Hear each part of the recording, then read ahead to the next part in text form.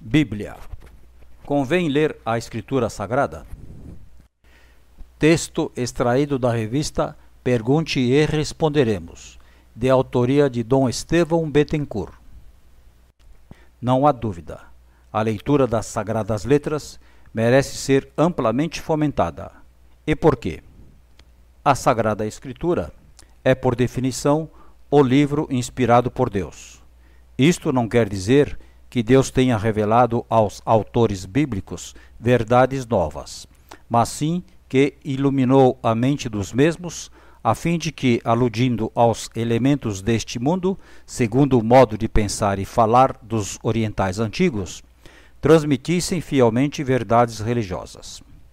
A Sagrada Escritura é, por conseguinte, a palavra de Deus tornada a palavra do homem, fazendo eco ao mistério da encarnação, pelo qual Deus se uniu à natureza humana. Tal prerrogativa compete somente à Bíblia, ficando todos os demais escritos, os mais piedosos e eruditos, aquém dessa dignidade. Os santos e doutores escreveram bem porque se nutriram copiosamente da Sagrada Escritura. A mencionada prerrogativa faz que a Bíblia seja um sacramental, isto é, objeto sagrado que comunica a graça a quem o usa com fé e amor a Deus. Disto se segue importante conclusão. A leitura do livro sagrado é frutuosa, não exatamente na medida em que o entendemos com nossa capacidade natural, mas na medida da fé e das disposições sobrenaturais com que lemos. Há, inegavelmente, trechos obscuros da Bíblia. Torna-se, então, oportuno perscrutar o seu significado mediante o uso de comentários e estudos. Mas, mesmo que não se possa fazer isto ou não se chegue à plena compreensão, não fica vã a leitura da Bíblia, pois tais passagens santificarão sempre o cristão que as ler com espírito de fé e piedade, procurando entrar em comunhão com a palavra e a vida de Deus. É São João Crisóstomo quem ensina: quem se entrega a uma leitura atenta dos santos evangelhos é como que introduzido num templo sagrado. É iniciado nas coisas de Deus. Purificado, torna-se melhor, pois Deus lhe fala por aqueles escritos. Que acontecerá, dizem, se não entendemos o que os livros sagrados contêm? Mesmo que não compreendas o que neles está depositado, lucras grande santificação pela leitura mesma. Se nem pela assiduidade da leitura chegares a compreender o que está escrito, procura alguém mais sábio. Vai ter com um mestre. Manifesta teu grande desejo. Quando Deus te vir movido por tão ardente anelo, não desprezará tua vigilância e solicitude. E ainda que não haja homem capaz de te explicar o que procuras, ele mesmo certamente o revelará a ti. Lembra-te do eunuco da rainha da Etiópia? É impossível, digo, que alguém fique sem fruto se dá zelosamente à leitura atenta e frequente das Escrituras. A autoridade dos sumos pontífices, corroborando estas ideias, tem mais e mais recomendado a leitura da Bíblia. Eis como se exprimia o Papa Pio XII na encíclica Divino Afflante Spiritu. Surge espontânea a convicção de que os fiéis, e particularmente os sacerdotes, têm o grave dever de aproveitar larga e santamente aquele tesouro da exegese católica, acumulado durante tantos séculos pelos maiores talentos. Deus não deu aos homens os livros santos para satisfazer a sua curiosidade ou para lhes fornecer matéria de estudo e investigação, mas para que estes divinos oráculos nos pudesse instruir para a salvação pela fé em Jesus Cristo. Portanto, os sacerdotes, que por ofício devem procurar a eterna salvação dos fiéis, depois de terem estudado diligentemente as sagradas páginas e as terem assimilado com a oração e meditação, distribuam com o devido zelo nos sermões, homilias e práticas as celestes riquezas da divina palavra. Confirmem a doutrina cristã com sentenças dos livros santos.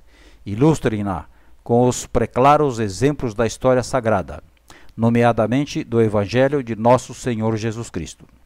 E tudo isto evitando diligente e escrupulosamente as acomodações arbitrárias e estiradas, verdadeiro abuso e não uso da divina palavra.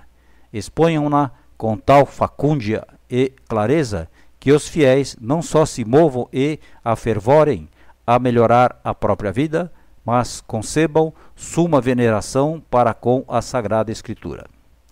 Já Bento XV recomendava em 1920: quanto a nós, conforme o exemplo de São Jerônimo, nunca deixaremos de exortar todos os fiéis cristãos a que, em leitura diária, revolvam principalmente os sacrossantos evangelhos de Nosso Senhor, os Atos dos Apóstolos e as Epístolas, e a que os procurem assimilar ao seu próprio sangue. Vê-se nesse trecho como o Sumo Pontífice insinua um paralelo entre a comunhão eucarística e a comunhão com a Palavra de Deus. Assimilando as verdades contidas na Bíblia, o cristão fiel assimila assim a vida eterna. A leitura da Bíblia foi mesmo enriquecida de indulgências. Aos fiéis que, ao menos durante um quarto de hora, lerem como leitura espiritual os livros da Sagrada Escritura, com a suma veneração que se deve à Palavra de Deus, é concedida a indulgência de 300 dias. Mas, dir-se-á, a Bíblia contém narrativas que, obviamente, são pouco edificantes, podendo tornar-se mesmo nocivas a pessoas simples. Não se afirmará que a Bíblia só contém histórias de homens virtuosos, à semelhança de certas vidas de santos modernas. Nem foi para nos dar um repertório de casos edificantes que o Espírito Santo se dignou inspirá-la. Não será, pois, com a preocupação de ler exemplos de virtude humana que abordaremos o trecho sagrado. Outra deverá ser a nossa atitude, a qual decorrerá das seguintes considerações. A Bíblia quer narrar a história das relações dos homens com Deus, fazendo tudo convergir para a ideia do Messias ou Redentor. Ora, os homens com os quais o Senhor quis entrar em intercâmbio mais íntimo, isto é, o povo de Israel, destinado a guardar a fé monoteísta em meio ao politeísmo, se comportaram sempre como homens, filhos de Adão ou do pecador, inclinados ao mal, à infidelidade mais ou menos grosseira.